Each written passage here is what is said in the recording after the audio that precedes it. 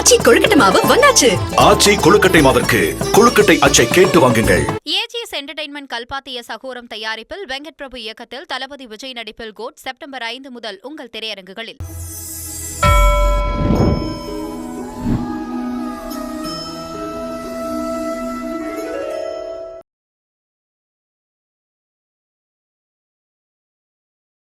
குமுதம் பக்தி நேயர்களுக்கு வணக்கம்.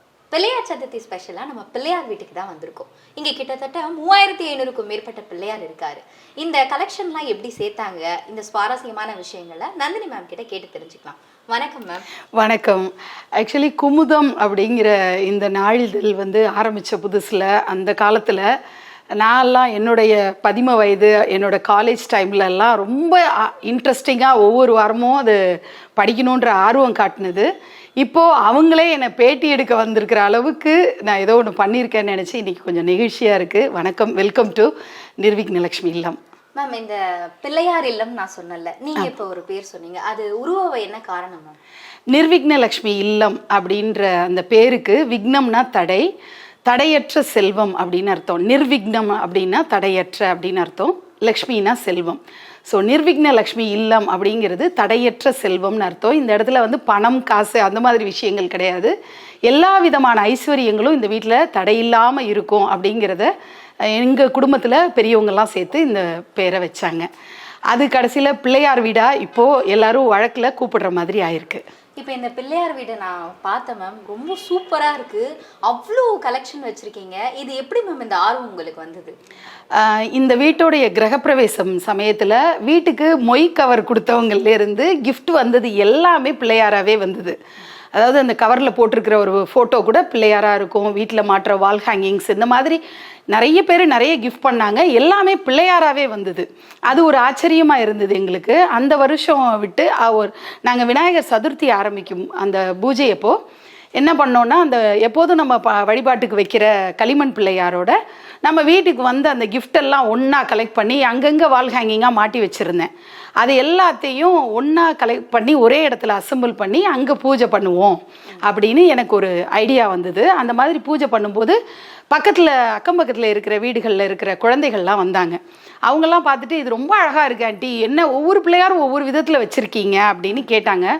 அப்போ தான் நான் நோட்டீஸ் பண்ணேன், ஒரு 30லேருந்து 50 பிள்ளையார் என் வீட்டிலேயே ஆல்ரெடி இருந்ததை பார்த்தேன். ஸோ அவ்வளோ இருந்தோன்னே அந்த ஒரு இன்ஸ்பிரேஷனில் குழந்தைங்க இதை லைக் பண்ணுறாங்களேன்ட்டு பார்க்கும்போது ஒவ்வொரு பிள்ளையாராக வாங்க ஆரம்பித்தேன். அப்புறம் அது ஒரு வைராக்கியமாக அந்த தேடல் ஆயிடுச்சு. ஒரு வருஷத்துக்குள்ளார 1008 விநாயகர் சேர்க்கணும் அப்படின்னு ஒரு மனசுக்குள்ளே நானே ஒரு சபதம் மாதிரி எடுத்துக்கிட்டேன். ஒரு நாளைக்கு ஒரு பிள்ளையார் வாங்கலைன்னா அன்றைக்கி நான் லஞ்ச் சாப்பிட மாட்டேன். அப்படி ரொம்ப ஆர்வமாக அந்த பிள்ளையாரை கலெக்ட் பண்ண ஆரம்பித்தேன். ஒரு வருஷத்தில் அந்த 1008 நிறைவும் பண்ணிட்டேன். அதுக்கப்புறமும் அந்த தேடல் விடலை, அப்படியே கண்டினியூ ஆகி இப்போ 3500 பிள்ளையார் இருக்குது. இப்போ நீங்கள் சொன்னீங்க ஆரம்பத்தில் ஒரு 50 விநாயகரை வச்சு தான் கும்பிட்டேன்னு. இப்போ 3500 அளவுக்கு வந்திருக்குல்ல மேம், இது எதனுடைய தேடல் அப்படின்றது?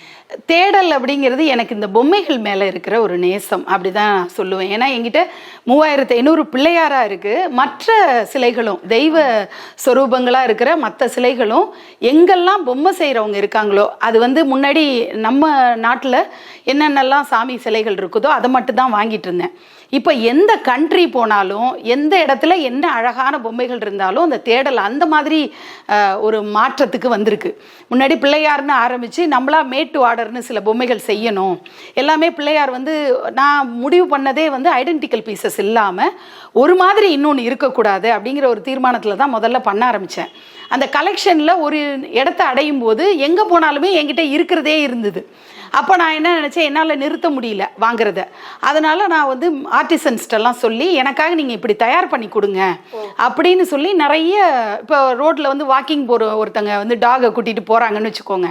அதை பார்த்த உடனே பிள்ளையார் அப்படி கூட்டிகிட்டு போனால் எப்படி இருக்கும் அப்படின்னு எனக்கு தோணும். அப்புறம் ரக்ஷாபந்தன் ஃபங்க்ஷன் வருதா, அப்போது பிள்ளையாருக்கு ஒரு சிஸ்டர் இருந்து ராக்கி கட்டினா எப்படி இருக்கும், இப்படிலாம் என்னுடைய கற்பனைகளுக்கெல்லாம் ஆர்டிசன்ஸை வச்சு நான் அந்த பிள்ளையாரெல்லாம் நான் செஞ்சு வாங்க. நீங்க சிலைகள் வந்து சொன்னீங்கல்ல மேம், ரொம்ப ஆர்வம்னு. அது இல்லாம நீங்க போட்டிருக்க நகைகள்ல கூட விநாயகரை பார்க்க முடியுது. இந்த ஆர்வம் எப்படி மேம் உண்டு? அது ஒரு திமாட்டிக்கா இருக்கணும்னு நினைப்பேன். இப்போ சரஸ்வதி பூஜைன்னா அன்னைக்கு சரஸ்வதி மாதிரி ஒயிட் ட்ரெஸ்ல இருக்கணும், அண்ட் வந்து ஆர்னமெண்ட்ஸ் போடுறதுலலாம் வீணை வரணும் அப்படின்லாம் நான் கொஞ்சம் ஆசைப்படுவேன். அந்த தீம் வந்து அன்னைக்கு நாளில் அது பிரதிபலிக்கிற மாதிரி நம்ம ட்ரெஸ் இருக்கணும், அண்டு நம்மளோட ஆக்சசரிஸும் இருக்கணும் அப்படின்னு நினைப்பேன். அது மாதிரியே கலெக்டும் பண்ணுவேன். அது என்னன்னா நம்ம அந்த சீசனுக்காக கலெக்ட் பண்ணுறது இல்லை, பண்ணுறத அந்த டைமில் யூஸ் பண்ணிக்கிறது.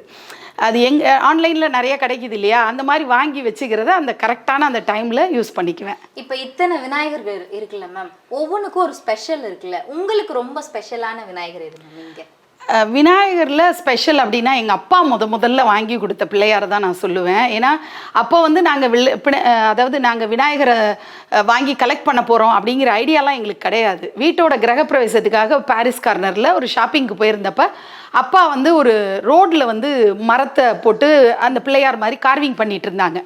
அதை பார்த்தோன்னே அவருக்கு வந்து எனக்கு வாங்கி கொடுக்கணும்னு ஆசை வந்து முதல்ல அந்த பிள்ளையார் தான் வாங்கினார். மரப்பிள்ளையார். அது 3 அடி உயரத்துக்கு நல்ல பெருசாக. அப்போ வந்து ரேட்டும் கம்மியாக இருந்தது.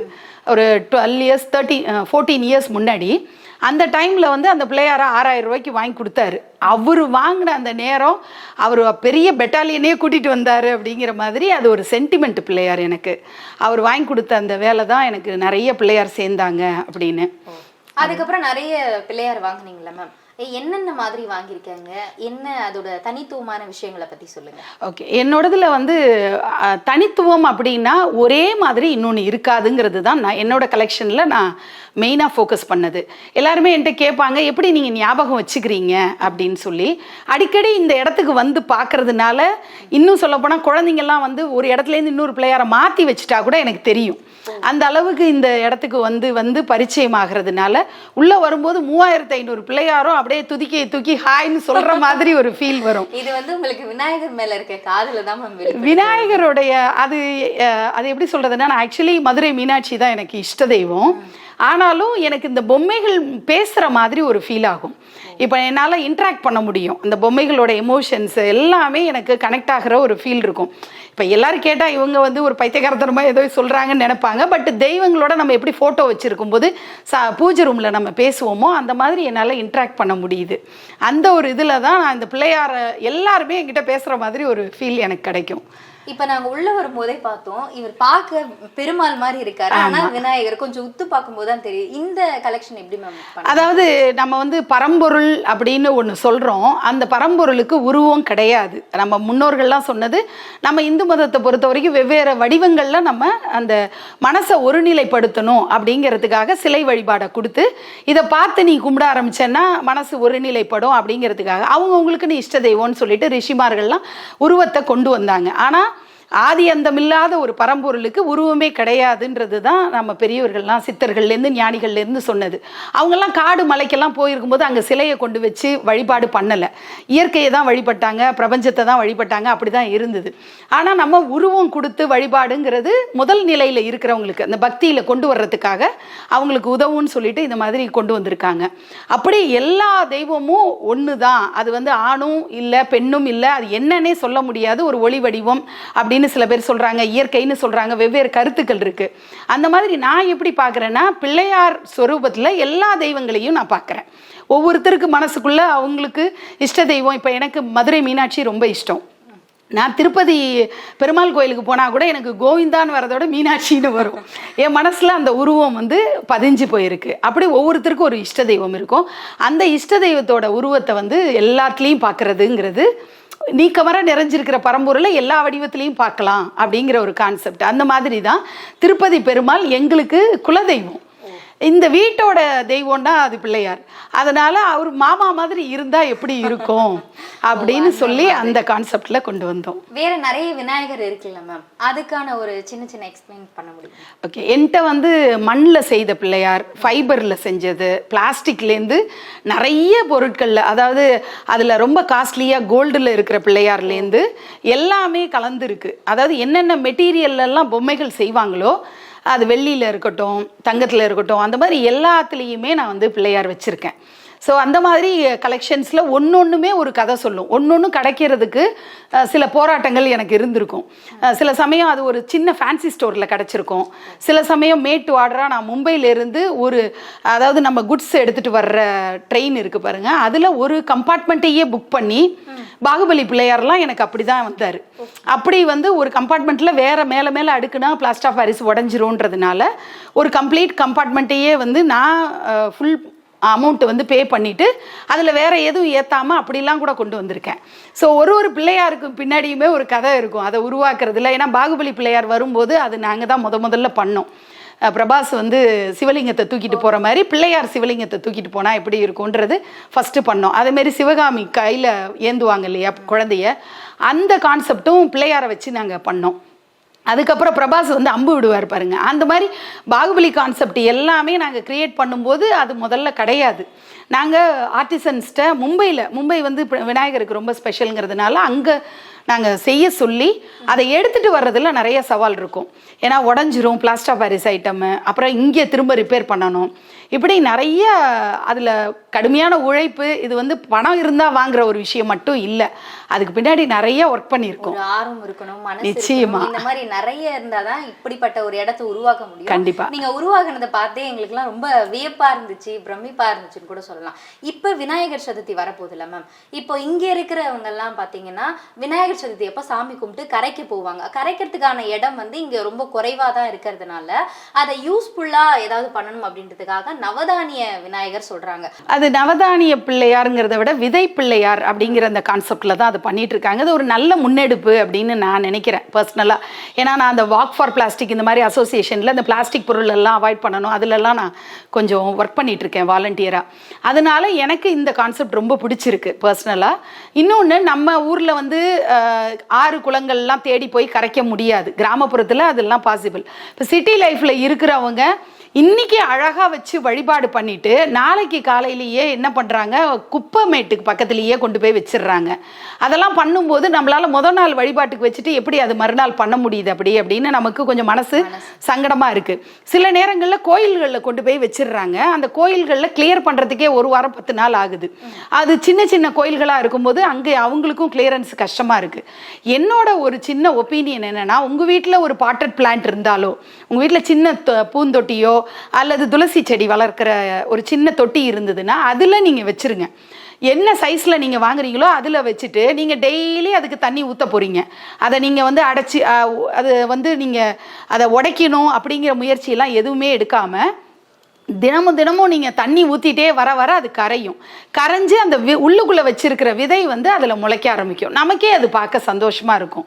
ஸோ நம்ம வீட்டில் அந்த கிணறு இல்லை, குளத்துக்கு ஆற்றங்கரை பக்கம்லாம் போக முடியலன்னா இதுதான் பெஸ்ட் சாய்ஸாக இருக்கும். நம்ம இப்படி கரைச்சிடலாம், நமக்கும் மனசுக்கு சங்கடமாகவும் இருக்காது. அதுலேருந்து ஒரு செடி வந்தது அப்படிங்கிறது பிள்ளையார் செடினே நம்ம பேர் வச்சு வளர்த்துக்கலாம்.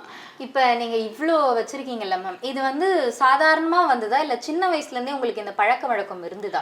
உங்க ஃபேமிலியா, இப்போ உங்க அப்பா அந்த மாதிரி வச்சிருந்துருக்கலாம், இந்த மாதிரி சிலைகளை வச்சிருக்கலாம், அதுல இருந்து ஒரு ஆர்வம் வந்ததா இல்ல இந்த கிரக பிரவேசத்துல இருந்து தான் இந்த மாதிரி ஒரு எண்ணம்? இல்ல, ஆக்சுவலி அப்பா நவராத்திரி பண்றதுல ரொம்பவே நல்ல ஒரு இன்ட்ரெஸ்ட் காட்டுவார். அப்பா ஸ்கூல்ல ஹெட் மாஸ்டரா இருந்த சமயத்துல எல்லா டீச்சர்ஸும் சேர்ந்து ஸ்கூல் ஒர்க் முடிஞ்சோடனே எல்லாரும் வீட்டுக்கு இந்த நவராத்திரி வேலைகள்லாம் பார்ப்பாங்க. எல்லாரும் ஒன்று கூடி பார்ப்பாங்க. அப்போல்லாம் திருப்பதி மலை மாதிரிலாம் வீட்டிலேயே செட் பண்ணுவார். இப்போல்லாம் நம்ம வரைஞ்சி இப்படி வாங்கிடுறோம். ஆனால் அப்போல்லாம் கை வேலை தான் நிறையா இருக்கும். ஸோ கை வேலைப்பாடு செஞ்சு அப்படிலாம் நவராத்திரி பண்ணுவாங்க. அதில் இன்விடேஷன்லாம் கொடுத்தே எல்லாரையும் வெல்கம் பண்ணுவார் அப்பா. அந்த மாதிரி ஒரு ரொம்ப கிராண்ட் செலிப்ரேஷனாக நடக்கும். என்னோட இந்த நவராத்திரி இன்ஸ்பிரேஷன் அவர் தான், அப்பாட்டேருந்து தான் வந்தது. அம்மா மற்றபடி இந்த பிரசாதம் செய்கிறது, பூஜைகள் செய்கிறது, வந்தவங்களுக்கு வெத்தலைப்பாக்கு கொடுக்கறது, தாம்பூலம் கொடுக்கறது எல்லாம் அம்மா கவனிச்சுக்கிட்டா கூட இந்த தீம் டிசைட் பண்ணுறது அப்பாவோட இதுவாக இருக்கும். அந்த க்ரியேட்டிவிட்டி பார்ட்டு, அந்த 10 நாளும் எனர்ஜெட்டிக்காக ஒர்க் பண்ணுறது, இதெல்லாம் அப்பா கிட்டேருந்து எனக்கு வந்த ஒரு விஷயம்தான். இப்ப இந்த மாதிரி இடத்தை மெயின்டைன் பண்ணணும்னா கண்டிப்பா உங்களுக்கு ஆள் தேவை. உங்க பசங்களும் இந்த மாதிரி உங்க கூட ஆர்வமா இருக்காங்களா? பசங்க இது வரைக்கும் என்னன்னா, முன்னாடி கொஞ்சம் 10th படிக்கிற வரைக்கும் அவங்க என்னோட பார்ட்டிசிபேட் பண்ண முடிஞ்சுது. இப்போ எல்லாருமே காலேஜ் முடிச்சுட்டு வேலைக்கு போயிட்டாங்க. அவங்களோட டைமிங் எல்லாம் இப்போ சரியா வர்றதில்லை. ஆனால் நான் தீம் எல்லாம் யோசிக்கும் போது நான் சொல்லுவேன், அவங்க யங்ஸ்டர்ஸ் பாயிண்ட் ஆஃப் வியூலேருந்து அந்த தீம் எப்படி இருக்குது, அது ஒர்க் அவுட் ஆகுமா என்ன ஏதுன்னு அவங்களோட வியூஸ், அந்த 2K கிட்ஸோட ஒரு வியூ நான் கேட்டுப்பேன். அந்த இடத்துல பசங்க இப்போ ஹெல்ப் பண்ணுறாங்க. இன்னொன்று, நான் இல்லை அப்படிங்கிற நேரத்தில் அந்த டைமில் வர்றவங்களை அட்டன் பண்ணுறது, எல்லா ஸ்டோரியும் அவங்களுக்கு தெரியும். நான் சின்ன வயசுலேருந்து அவங்களுக்கு சொல்லியிருக்கிறதுனால இங்கே வீட்டுக்கு வர்றவங்களை அட்டன் பண்ணும்போது அவங்க எக்ஸ்பிளைன் பண்ணிடுவாங்க. அதாவது ஒரு ரீப்ளேஸ்மெண்ட்டாக சப்ஸ்டியூட்டாக தான் நான் இருந்துட்டா நான் தான் பண்ணணுன்ற மாதிரி ஆகிடும். அப்போ வந்து சப்போர்ட் கிடைக்காது. மேம், இப்போ விநாயகர் சதுர்த்தி அப்படின்னாலே எல்லார் வீட்லேயும் ஒரு விநாயகர் 2 இல்லை 3 கூட இருக்கும். அப்போ சுண்டல் வச்சு கொழுக்கட்டை வச்சு சாமி கும்பிடுவாங்க. ஆனால் இங்கே எக்கச்சக்கமான விநாயகர்கள் இருக்காங்க. அப்போ நீங்கள் விநாயகர் சதுர்த்தி எப்போ என்ன மாதிரி கொண்டாடுவீங்க? விநாயகர் வந்து 2 பிள்ளையார் மட்டும், களிமண் பிள்ளையார் 2 பிள்ளையாராக வாங்கி இந்த வீட்டோட பழக்கம் அப்படி ஆயிடுச்சு. ஏன்னா நான் சிங்கப்பூரில் முதல்ல இருந்தேன். அந்த டைமில் நான் கல்யாணம் ஆன புதுசில் எனக்கு கல்யாண டைமே வந்து விநாயகர் சதுர்த்தி அப்போ தான். ஸோ அந்த மாதிரி ஒரு அதுக்கு அடுத்த வருஷம் நான் விநாயகர் சதுர்த்தி அப்ராடில் பண்ணும்போது, நான் வேலைக்கு போயிட்டு இருந்தப்போ நான் திரும்ப வரும்போது நான் ஒரு பிள்ளையார் வாங்கிட்டு வந்துட்டேன், என்னோட ஹஸ்பண்ட் ஒன்று வாங்கிட்டு வந்துட்டார். ஸோ அந்த வருஷம் ரெட்டை பிள்ளையாராக வச்சு பூஜை பண்ணதுனால தொடர்ச்சியாக ரெட்டை பிள்ளையார் வச்சு பண்ணுறதுன்றது வழக்கமாயிடுச்சு. எல்லார் மாதிரியும் தான் இங்கேயும் பிரசாதம் அது இதெல்லாம் பண்ணுவோம். ஆனால் இங்கே என்ன ஒரு ஸ்பெஷல் அப்படின்னா, அன்றைக்கி அந்த பூஜை நேரத்தில் யாராவது குழந்தைங்க வந்தால் எல்லாருமா சேர்ந்து அந்த பிள்ளையாருக்கு பூஜை பண்ணுங்க, நான் மந்திரம் சொல்கிறேன் அப்படின்னு சொல்லிட்டு எல்லாரையும் கலந்து பண்ண வைப்பேன். அது ஒரு விஷயம். இன்னொன்று, இந்த ஏரியாவில் இது ஒரு திருவிழா மாதிரி நடக்கும். பிள்ளையார் வீடுங்கிறது இந்த ஏரியாவில் பிரபலமான ஒரு விஷயமா இருக்கிறதுனால எல்லாரும் என்ன நினைப்பாங்கன்னா, கோயிலுக்கு போயிட்டு பிள்ளையாரை தரிசனம் பண்ணிட்டு இங்கேயும் வந்து 1008 பிள்ளையாரை 3500 பிள்ளையார் பார்க்கலாமே அப்படின்னு ஒரு ஆசையில் இங்கே வந்து விசிட் பண்ணி பார்ப்பாங்க. அது காலையிலேருந்து ராத்திரி வரைக்கும் இருக்கும். முன்னாடியெல்லாம் வந்து 3 நாள் மண்டல் மாதிரி வச்சு பண்ணிட்டு இருந்தேன். இப்போ வந்து இதுக்கு உடனே நமக்கு வந்து நவராத்திரி வந்துடுறதுனால அந்த வேலைகள்லாம் இருக்கிறதுனால ஒரே ஒரு நாள் மட்டும், அன்னைக்கு ஒரு நாள் மட்டும் எல்லாருமே வந்து பார்க்கலான்னு அலோவ் பண்ணியிருக்கேன். இந்த விநாயகர் சதுர்த்தி ஸ்பெஷலாக நம்ம நிறைய விநாயகரை நந்தினி மேம் ஹவுஸில் பார்த்தோம். எல்லாருக்கும் இனிய விநாயகர் சதுர்த்தி நல்வாழ்த்துக்கள். இந்த விநாயகர் சதுர்த்தி எல்லாருக்கும் வாழ்க்கையில் நல்ல மாற்றங்களை கொண்டு வர்ற ஒரு விநாயகர் சதுர்த்தியை அமையணும்னு சொல்லி நான் பிரார்த்தனை பண்ணிக்கிறேன். நன்றி. ஆச்சி கொழுக்கட்டை மாவு வந்தாச்சு. ஆச்சி கொழுக்கட்டை மாவிற்கு கொழுக்கட்டை அச்சை கேட்டு வாங்குங்கள். ஏஜிஎஸ் என்டர்டைன்மெண்ட் கல்பாத்திய சகோரம் தயாரிப்பில் வெங்கட் பிரபு இயக்கத்தில் தளபதி விஜய் நடிப்பில் கோட் செப்டம்பர் 5 முதல் உங்கள் திரையரங்குகளில்.